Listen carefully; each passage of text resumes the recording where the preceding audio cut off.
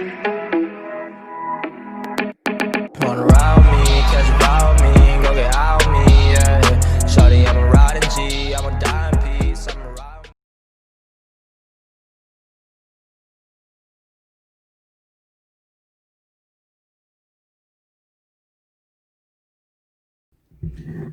Hello les amis, c'est Bart, je vous retrouve aujourd'hui pour une nouvelle vidéo test. Aujourd'hui c'est le test du Doogee M20 Pro que j'ai eu l'occasion d'utiliser pendant quelques jours, quelques semaines. Bien sûr, le concept de la chaîne est fait ainsi, donc il y a un déballage, donc, et puis après le téléphone est utilisé pendant quelques jours, quelques semaines, le temps suffisant pour le tester de vrai. Comme d'habitude, si le concept de la chaîne vous plaît, n'hésitez pas à partager la vidéo, à me mettre un pouce bleu, à vous abonner, à me suivre sur mes réseaux sociaux et puis à actionner la cloche surtout pour recevoir les notifications de la chaîne. Je vous mets également un lien d'achat en bas dans la description de ce produit. Donc ce produit qui est vendu également sur Amazon, je vous conseille de le prendre sur Amazon. Vous bénéficierez bien sûr d'une garantie de 2 ans sur le produit. Donc le téléphone, bon, il présente bien. Donc sur la boîte, il n'y a rien de particulier. Donc, on va pas faire grand chose. Donc première partie, présentation et spécification. On va faire le hardware et l'aspect extérieur du smartphone. Alors le look extérieur, ce qui est bien, c'est que déjà il arrive avec une coque silicone pour protéger donc l'écran, et vous avez une protection d'écran ici. Alors, ouais, il a du mal à suivre hein, derrière.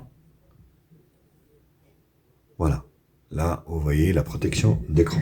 Donc le téléphone est tout en plastique. Après voilà, quand je vous parlerai du tarif et des caractéristiques hardware, c'est juste un peu hallucinant. Donc le dos, il est en plastique également, donc avec un effet vert, vous voyez, comme ça, des plus beaux effets.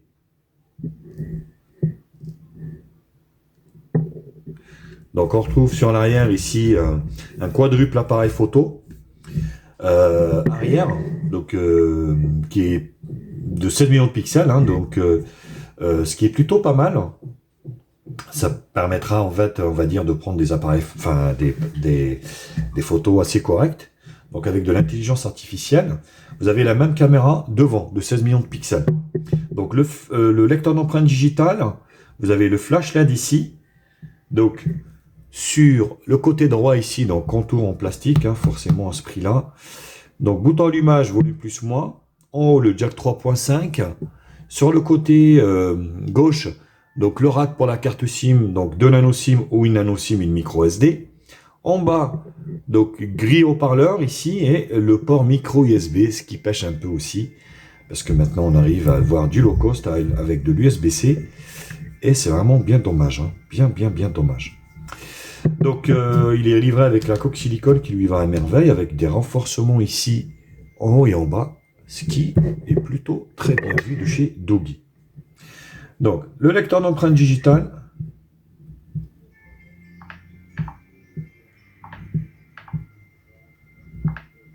Fonctionne très bien. Vous allez voir au vu du prix, avec tout le long du test, on va lui pardonner les quelques, on va dire, imperfections. Donc, on n'aura pas trop le choix. Donc, écran Full HD+. Et oui, Full HD+, de 6.3 pouces. Donc magnifique écran, rien à dire là-dessus. Donc avec des bandes, bon, en bas un petit peu plus que le haut, forcément, mais ça reste franchement très convenable. Donc volet notification sur la droite, pas de tiroir d'application, tout est sur la première page. Le téléphone est très fluide, parce que donc déjà le CPU, donc c'est un MT6771V, un octa-core, cadencé à 2 Go, donc une batterie de 4400 mAh, il tourne sur Android 10, donc il a 6 Go de RAM, et oui, 6 Go de RAM, et 128 Go de stockage. Et au niveau du 4G, de la 4G, il est full 2G, full 3G, full 4G dans la B28, ce qui est plutôt topissime, on va dire, full bande française. Donc, vous voyez un petit peu les caractéristiques. Tout ça par un prix contenu. Ça dépend où vous l'achetez forcément. Donc, On va dire, sur Amazon, on arrive à le trouver à 100, un peu plus de 130 euros. Attendez, 130 euros. Très bel écran Full HD+, 6 Go de RAM, 128 Go de stockage et un Helio P60. Helio P60 a fait ses preuves. C'est un très bon processeur qui est devenu un processeur low cost entrée de gamme, alors que il y a 3-4 ans, il était au milieu de gamme. Mais c'est pas pour ça que, voilà, il fonctionne très, très, très bien. Point de vue logiciel, donc maintenant, on est sur la surcouche maison de chez Doogee, donc avec un thème sombre, vous voyez, ce qui est plutôt pas mal, ce qui est fait aussi pour vous économiser un peu de batterie. Au niveau des applications, par défaut, vous voyez la radio, la calculatrice, donc la reconnaissance faciale d'ailleurs, on va la tester tout de suite. Voilà, fonctionne très bien. Rien à dire. Et puis au niveau donc de la ROM, donc on est sur une ROM personnalisée de chez Doogee avec quelques, on va dire, allez, c'est du stock, mais avec des icônes un peu modifiées. Donc le réseau, l'application, les notifications, la batterie.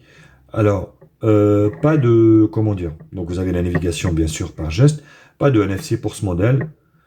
Après, honnêtement, moi je l'utilise jamais, mais bon, il y en a qui aiment ça. Donc le thème foncé ici, au niveau de l'affichage, vous voyez, vous pouvez activer, désactiver, je vous conseille de l'activer. Navigation barre, donc soit par geste, donc là la navigation fonctionne très bien, par geste, rien à dire. Le son du téléphone, qui est très bien, voilà, très bon son, rien à dire. Donc le stockage 115 des 128, plutôt bien, sécurité, on en a parlé, accessibilité, scan QR code, reconnaissance faciale, on a vu, DuraSpeed, paramètres avancés ici, donc flip, mute, donc voilà, des petites applications, mode poche, Google, DuraSpeed et système à propos du téléphone. Donc on a les mises à jour OTA également sur ce téléphone, donc j'en ai eu déjà. Alors, c'est pas des mises à jour sécurité Google, correctif de sécurité. Donc là, il date du 1er mai 2020.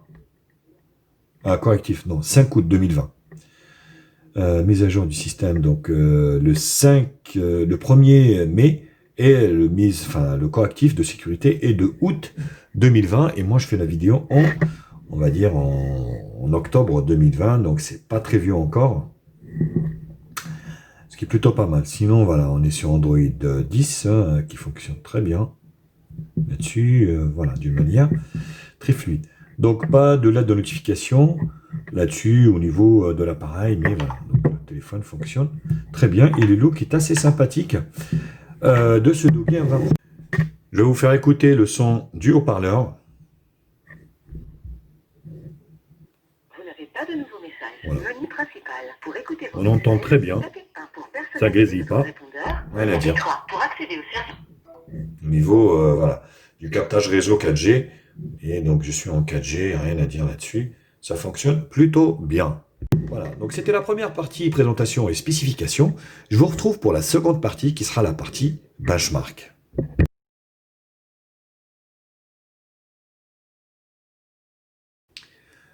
Les benches, alors vous voyez un score très très très honorable de 171 813. Franchement, un score super pour le téléphone, rien à dire au vu de son prix. Voilà, franchement, c'est vraiment top. Donc l'écran. Alors, les couleurs sont un peu pâles, j'ai envie de dire, mais franchement, ça passe largement. Vous voyez, le vert. Et c'est agréable, hein, rien à dire, au vu de la résolution de l'écran. Le noir profond, vous voyez. C'est sûr qu'on n'est pas sur de la AMOLED. Mais quand je vois les Wiko, les machins, les trucs qui nous pendouillent des écrans HD+, à 200 balles, franchement, là, vous avez le téléphone du siècle, hein, 6 Go de RAM, 128 Go de stockage, un super processeur et puis un bel écran, rien à dire là-dessus. Hein. Donc le multitouche, 5 touches, largement suffisant, très réactif l'écran. Donc la barre des couleurs, voilà. Après, quand je dis légèrement terne, forcément, moi je suis habitué à de la monade avec mon Oppo Reno 2. Donc, mais bon, les couleurs passent largement.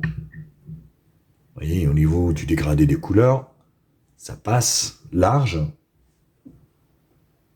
Et c'est vraiment super agréable. Rouge, vert, bleu. Et rouge, vert, bleu. Et au niveau donc de l'appareil, on est bien sur le Doogee, le M20 Pro. Voilà. Donc le MT6771, octa-core, donc Android 10 64 bits. Le GPU, un Mali G72 MP3, DDR4. Franchement, ils n'ont pas mis de la merde hein, là-dedans, hein, Doogee. Hein. Donc ils sont vachement améliorés. Donc densité de l'écran, et 480 dpi, ce qui est très très bien. Et au niveau de la batterie, voilà, ça vous durera la journée, un jour et demi, 2 jours, ça dépend de votre utilisation. Donc Android 10. On va regarder les capteurs. Donc là, c'est le strict minimum. Hein. L'accélération, lumière, orientation, proximité, capteur de mouvement. Bon, c'est déjà pas mal, hein, j'ai envie de dire. C'est largement suffisant par rapport à notre utilisation. On va regarder Display Tester. Donc les photos réelles. Vous allez voir que c'est plutôt convaincant. Très très convaincant même. Vous voyez. Belle couleur. Très respecté. Et l'écran y est pour quelque chose également, étant donné que vous avez une super belle résolution. Donc CPU Z. Donc le Leo P60, un octa-core cadencé à 2 Go qui tourne comme de la balle, de la bombe, on va dire. Le système Android 10 API level 29, la batterie, température, 500, voilà, largement ce qu'il faut. Hein. Largement de ce qu'il vous faut. On va se faire des screenshots. Geekbench. 3D Mark. Multitouche. Antutu. PC Mark. Voilà, je vous laisse voir les benches. Et on est fini avec cette deuxième partie. Je vous retrouve pour la troisième partie qui sera la partie multimédia.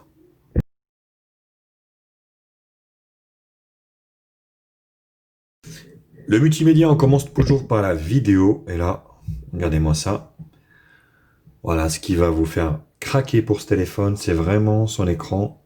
Résolution Full HD, plein écran. Après, bon, plein écran, oui et non. Vous avez un petit peu de bande en haut et en bas, mais ça suffira largement. Vous voyez, super propre, magnifique. Le rendu est top.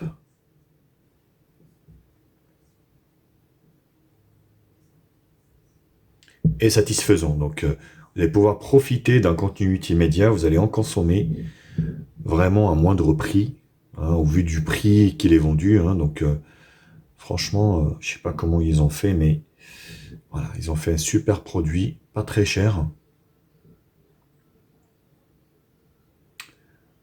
Et convaincant.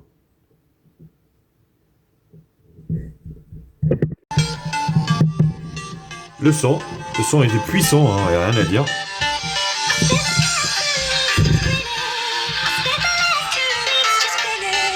Mais il est pas dégueu. Hein. Voilà, donc on est sur le haut-parleur de gauche.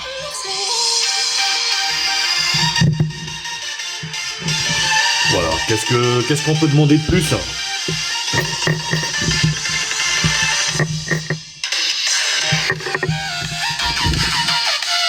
Bon, après, on sent pas trop les basses, mais franchement, le son passe largement.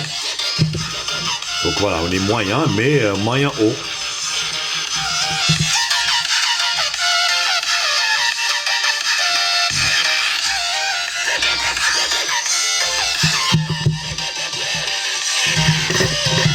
Voilà, donc qu'est-ce qu'on veut de plus? Non, rien.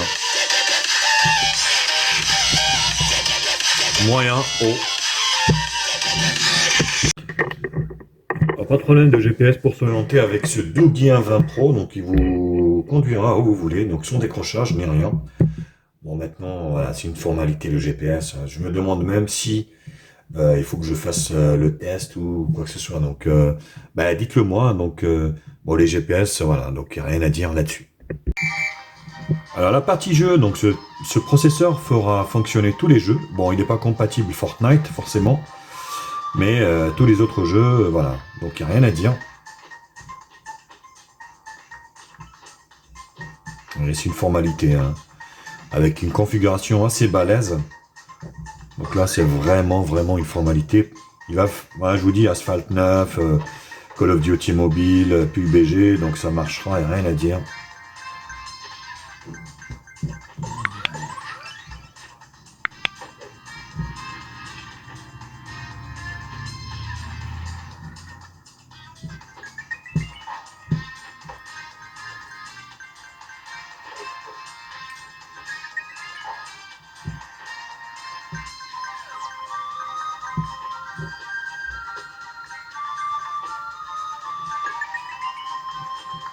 Voilà, formalité donc pour le jeu.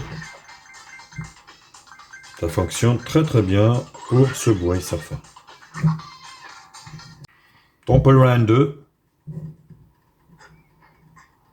qui fonctionne très bien. Je vous dis, c'est une formalité de jeu, hein, au niveau de ce processeur qui est pour moi vraiment le top, entrée de gamme, voire milieu de gamme, au niveau en termes de puissance et rapport qualité-prix. Alors, je ne sais pas ce qu'il y a eu, il y a eu peut-être des soldes en Chine, hein, pour ce processeur, mais il est foutu dans tous les smartphones et puis cuisiné à toutes les sauces. Tout le monde, bon, il y a de ça 6 mois bien sûr, hein, on commençait à mettre du vidéo P60 partout. Et donc une valeur sûre.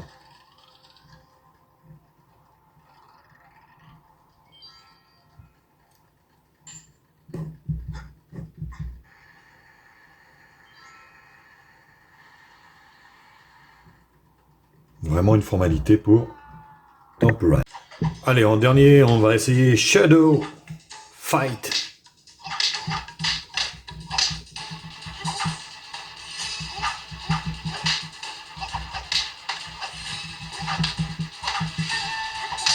Et donc ça suffit largement. Et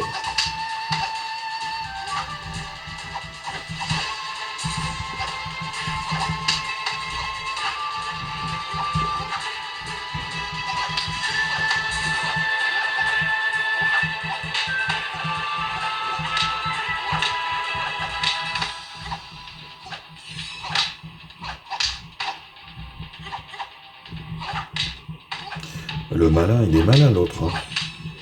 Mais voilà, donc ça fonctionne très bien.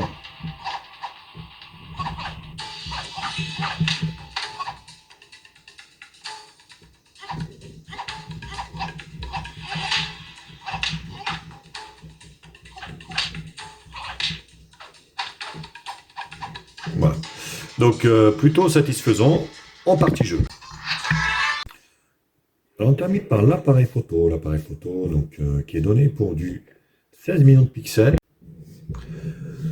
16 millions de pixels. Donc 9 en 16 neuvième ou 16 en 4 tiers. Y désactivé, la taille. Donc l'effet bokeh, on va voir après. Donc là, la résolution Full HD. Donc c'est déjà pas mal. Donc là, au niveau des paramètres, vous avez le mode bokeh ici. Vous avez image, donc grand angle, macro. Et donc c'est plutôt bien fait, hein. Beauté et extra, filtre. Vous avez des filtres ici. Et le mode pro pour jouer sur les ISO, ainsi de suite. On va essayer de se prendre une petite photo avec notre boule magique. Voilà.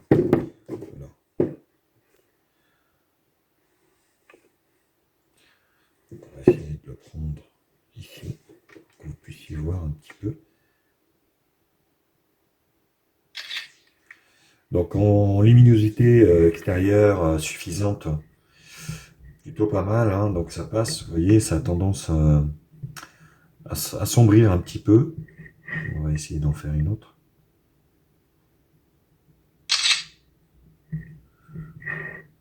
Vous voyez, c'est plutôt satisfaisant, on va dire, pour le prix, quoi. Après, voilà, c'est pas oufissime, hein, on n'est pas non plus...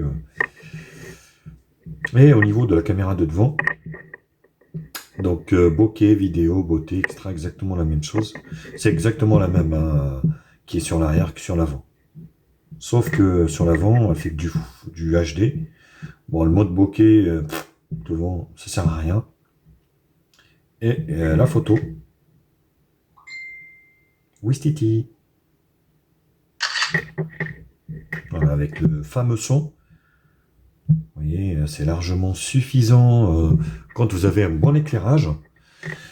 Pour juger vous-même donc de la qualité de l'appareil photo, donc je vous en ai fait plein à l'extérieur. Donc je vous laisse voir ça, mater ça tranquillement. Et puis moi je vous retrouve pour la dernière partie qui sera la partie conclusion.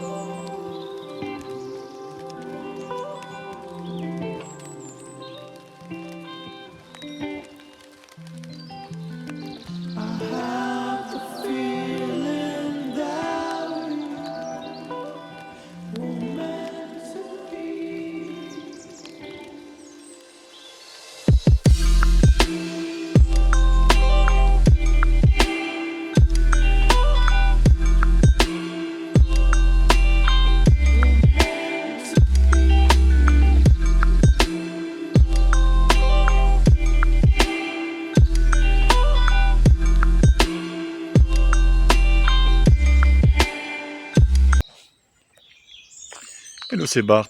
Je retrouve aujourd'hui pour le test de la caméra, du quadruple caméra de ce Doogee N20 Pro.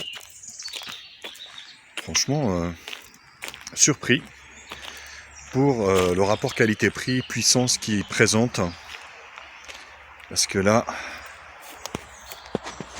regardez-moi ça. Autofocus, plutôt super.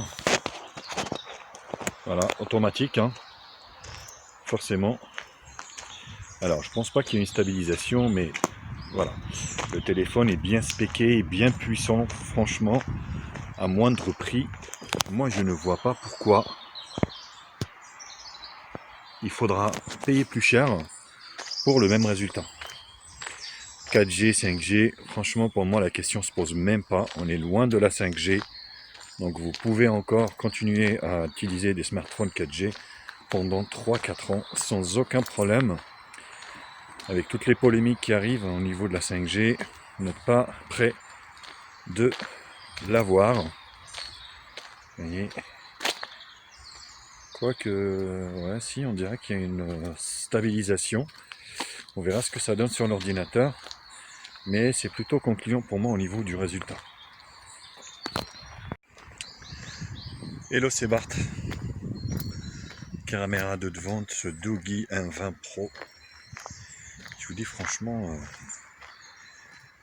Doogee, bon, le Helio P60, bien sûr, le processeur de chez Mediatek, qui devient un processeur entrée de gamme, alors qu'on est quand même sur des performances franchement très honorables pour le prix, où voilà, vous avez une puissance rapport qualité-prix indéniable pour un moindre coût.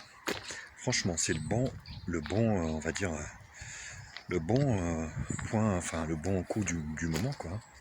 C'est d'acheter un smartphone avec ce processeur, hein, qui... On arrive à trouver des smartphones à moins de 100 €. Donc je ne sais pas si vous vous rendez compte. Moins de 100 balles. Donc ce Doogee M20 Pro qui a 6 Go de RAM, 128 Go de stockage. Il y a quelques années, les smartphones de ce type, on pouvait les avoir qu'à partir de 200-300 € facilement. Là, on arrive à avoir des tarifs à moins de 150 €. Franchement, très très bon rapport qualité-prix. Tout n'est pas parfait, mais on va dire, pour le prix, on pourra fermer les yeux sur quelques détails de ces smartphones. Tchuss.